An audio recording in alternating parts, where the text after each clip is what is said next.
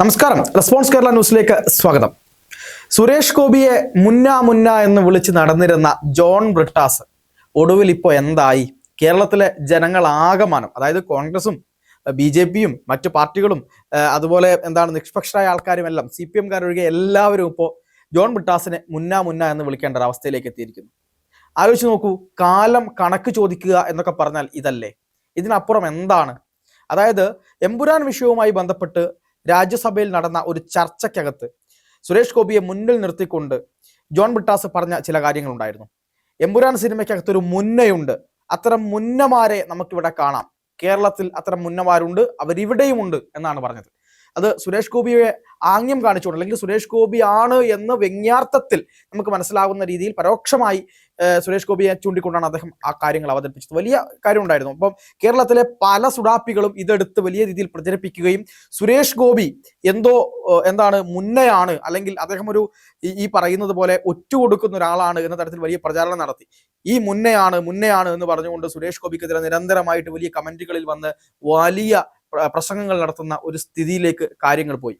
John ബ്രിട്ടാസിനെ സംബന്ധിച്ചിടത്തോളം അദ്ദേഹത്തിന്റെ ഒരു ഇമേജ് എന്ന് പറയുന്നത്, അദ്ദേഹം വലിയ നിലയിൽ, അതായത് രാഷ്ട്രീയ പ്രവർത്തനത്തിലൂടെ കടന്നു വന്ന ആളൊന്നുമല്ല. അദ്ദേഹം രാഷ്ട്രീയ പ്രവർത്തനം നടത്തിയത് പാർട്ടി ഏൽപ്പിച്ചിട്ടുള്ള പാർട്ടി ചാനലിന്റെ ഈ പറയുന്ന മാനേജിംഗ് ഡയറക്ടറായിട്ട് നിന്നു, MD ആയിട്ട് നിന്നു എന്നുള്ളതാണ്. MD ആയി ബ്രിട്ടാസ് കുറെ കാലം കൈരളി TVയെ നയിക്കുകയും, കൈരളി എന്ന് പറയുന്നത് ഒരു രാഷ്ട്രീയ പ്രവർത്തനമാണ്. കൈരളി എന്ന് പറയുന്നത് CPM-ന്റെ രാഷ്ട്രീയ പ്രവർത്തനമായതുകൊണ്ടും കൈരളിയിൽ CPM-ന് സ്വന്തമായി ഘടകങ്ങൾ ഉള്ളതുകൊണ്ടും, ബ്രാഞ്ചൊക്കെ ഉണ്ട് കൈരളിയുമായി ബന്ധപ്പെട്ട്, അത്തരത്തിൽ ഘടകങ്ങൾ ഉള്ളതുകൊണ്ടും അതിൽ നിരന്തരമായി പ്രവർത്തിക്കുകയും കൈരളിയെ മുന്നോട്ട് കൊണ്ടുപോവുകയും ചെയ്യുന്ന ആളെന്ന നിലയ്ക്കാണ് CPM എന്ത് ചെയ്തിട്ടുള്ളത്, ജോൺ ബ്രിട്ടാസിനെ ആ നിലയ്ക്ക് പരിഗണിച്ചത്. അത് മാത്രമല്ല, ജോൺ ബ്രിട്ടാസും പിണറായി വിജയനും തമ്മിലുള്ള അടുപ്പം, പിണറായി വിജയന്റെ മാധ്യമ ഉപദേഷ്ടാവായി ജോൺ ബ്രിട്ടാസ് ചുമതലയെടുക്കുന്നു. അങ്ങനെ ആ ചുമതലയിലൂടെ വലിയൊരു ആത്മബന്ധം കൂടുതലായി പിണറായി വിജയനുമായി ബന്ധപ്പെട്ട് ജോൺ ബ്രിട്ടാസിന് ഉണ്ടായിരുന്നു എന്നുള്ളതാണ്.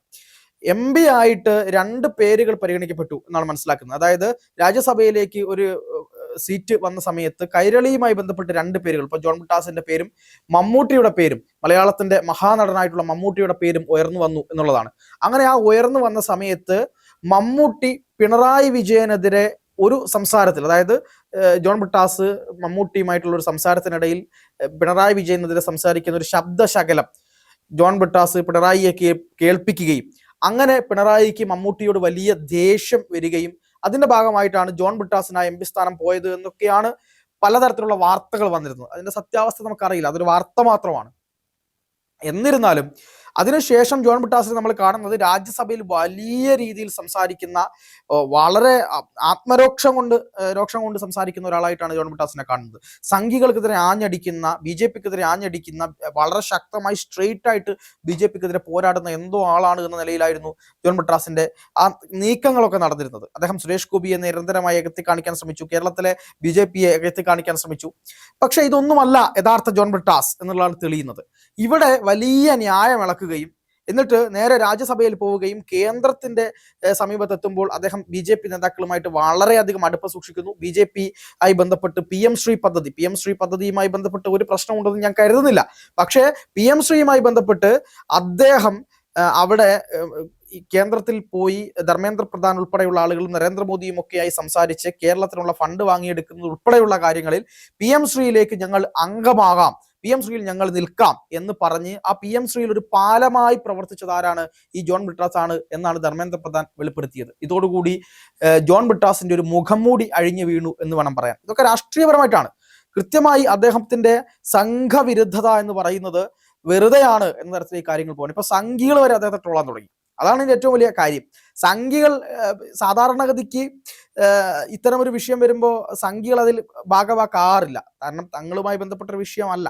പക്ഷെ ഇവിടെ യഥാർത്ഥത്തിൽ മുന്നേ ആരാണ് എന്ന് ചോദിച്ചുകൊണ്ട് മുസ്ലിം ലീഗിന്റെ എല്ലാ നേതാക്കന്മാരും പോസ്റ്റ് ഇടുന്നു, കോൺഗ്രസ് നേതാക്കന്മാർ പോസ്റ്റ് ഇടുന്നു, അതുപോലെ തന്നെ സംഘപരിവാർ പ്രസ്ഥാനങ്ങളിലെ സൈബർ അണികളായിട്ടുള്ള ആളുകൾ, BJP-യുടെ ഭാഗത്തു നിന്നുള്ള സൈബർ ആളുകൾ, ഇവരൊക്കെ തന്നെ പോസ്റ്റ് ഇടുകയാണ്. മുന്ന എന്ന് വിളിച്ച് ജോൺ ഈ ബ്രൂട്ടാസ്, അതായത് ബ്രൂട്ടൽ ആണ്, നിങ്ങളൊരു ബ്രൂട്ടസ് ആണ് എന്ന് വിളിച്ചുകൊണ്ട്, ആ രീതിയിൽ ബ്രിട്ടാസ് അല്ല ബ്രൂട്ടസ് ആണ് എന്ന് വിളിച്ചുകൊണ്ട് സോഷ്യൽ മീഡിയയിൽ പോസ്റ്റ് ഇടുന്ന തരത്തിലേക്ക് കാര്യങ്ങൾ പോകുന്നുണ്ട്. ഇപ്പോൾ എവിടെയാണ്, അതായത് കാലം, ഞാൻ നേരത്തെയും പറഞ്ഞു, കാലം എല്ലാത്തിനും കണക്ക് ചോദിക്കും. സുരേഷ് ഗോപി എന്ന് പറയുന്ന നല്ല മനുഷ്യനെ, ഒരുപാട് ആളുകളെ ചേർത്ത് പിടിച്ച മനുഷ്യനെ, ഒരുപാട് ആളുകൾക്ക് സഹായങ്ങൾ ചെയ്തു കൊടുത്ത മനുഷ്യനെ, ജാതി ഭേദം, മതം ഭേദം, അങ്ങനെ എല്ലാം ഒന്നും നോക്കാതെ ഒരുപാട് ആളുകളെ ചേർത്ത് പിടിച്ച ഒരു മനുഷ്യനെ ഈ രീതിയിലേക്ക് അവഹേളിക്കുന്ന എന്താണ് കാര്യവുമായി വന്നു. ഇപ്പം എമ്പുരാൻ സിനിമയുമായി ബന്ധപ്പെട്ട് വേണ്ട സൗകര്യങ്ങൾ ചെയ്തു കൊടുത്തത് പോലും സുരേഷ് ഗോപിയാണ്. ആ മനുഷ്യനെയാണ് ഈ തരത്തിൽ പറയുന്നത്.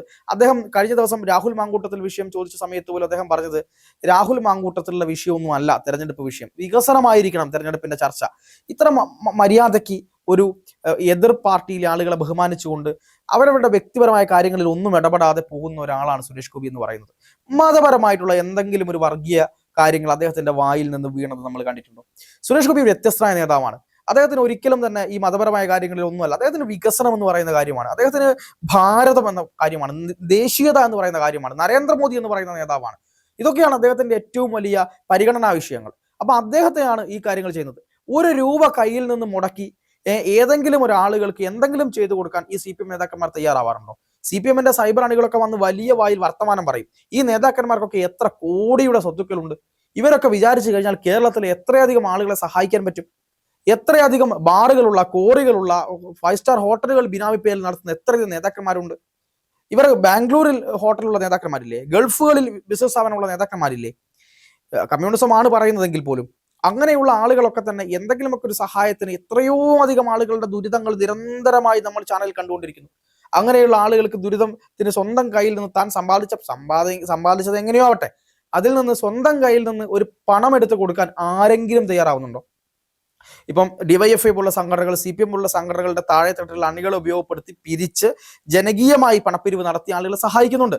അതെല്ലാ പാർട്ടിക്കാരും ചെയ്യുന്നുണ്ട്. പക്ഷെ സ്വന്തം പോക്കറ്റിൽ നിന്ന് പണം എടുത്ത് കൊടുക്കുക എന്ന് പറയുന്നത് അതിന് കുറച്ച് സഹതാപവും നട്ടലും സ്നേഹവും ദയയും ഒക്കെ വേണം. അത് സുരേഷ് ഗോപി എന്ന് പറയുന്ന മനുഷ്യന് ഉണ്ട്. അദ്ദേഹം ഒരു പച്ച മനുഷ്യനാണ്. അദ്ദേഹം ഒരു രാഷ്ട്രീയക്കാരന്റെ ഉപധിയൊന്നും അദ്ദേഹത്തിന് ഇല്ലാത്തത് കൊണ്ട് അദ്ദേഹം പറയുന്ന ചില കാര്യങ്ങൾ സത്യസന്ധമായി പറയും.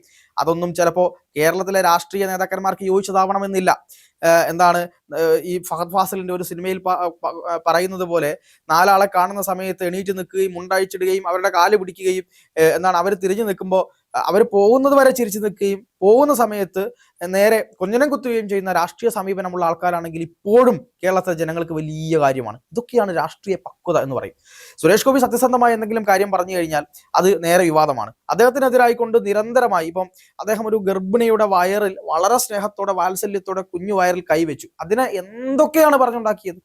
ഇപ്പം ഒരു മനുഷ്യനുമായി ബന്ധപ്പെട്ട ഈ അടുത്ത് ഫോട്ടോ എടുക്കുന്ന ഒരു കാര്യം വന്നു. അങ്ങനെ ഫോട്ടോ എടുക്കുന്ന സമയം വന്നപ്പോൾ പറഞ്ഞാ സുരേഷ് ഗോപി ഒരു മനുഷ്യനെ തട്ടി മാറ്റിയിരിക്കുന്നു, ഇതാണ് ഇദ്ദേഹത്തിന്റെ നിലപാട് എന്ന് പറഞ്ഞുകൊണ്ട് മുന്നോട്ട് വന്നു. സത്യത്തിൽ എന്താ സംഭവിച്ചത്?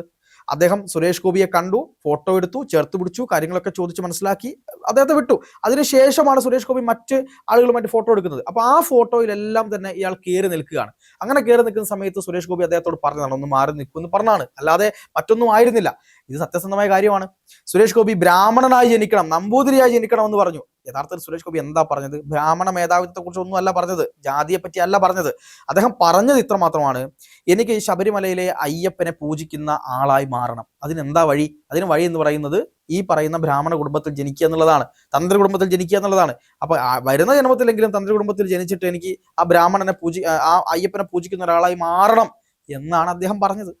അതിനെയാണ് ബ്രാഹ്മണവൽക്കരണം, ഞാൻ എന്തോ ബ്രാഹ്മണനാവാൻ പോകുന്നു. അദ്ദേഹം ഞാൻ ബ്രാഹ്മണനാണ്, ബ്രാഹ്മണൻ വലിയ ആളാണ് എന്നൊന്നുമല്ല പറഞ്ഞത്. അതിന്റെ പേഴ്സ്പെക്റ്റീവ് തന്നെ വേറെയാണ്. പക്ഷെ അതിനെ പോലും വളച്ചൊടിക്കുന്നു. ഇതേ രീതിയാണ് ജോൺ ബ്രിട്ടാസും കൊണ്ടുവരുന്നത്. പക്ഷെ ആ ജോൺ ബ്രിട്ടാസിനെ ഇന്ന് എല്ലാവരും എന്താണ് ബ്രൂട്ടസ് എന്നും മുന്നേ എന്നും വിളിച്ച് അവഹേളിച്ചു കൊണ്ടേയിരിക്കുന്ന ഒരു കാഴ്ച.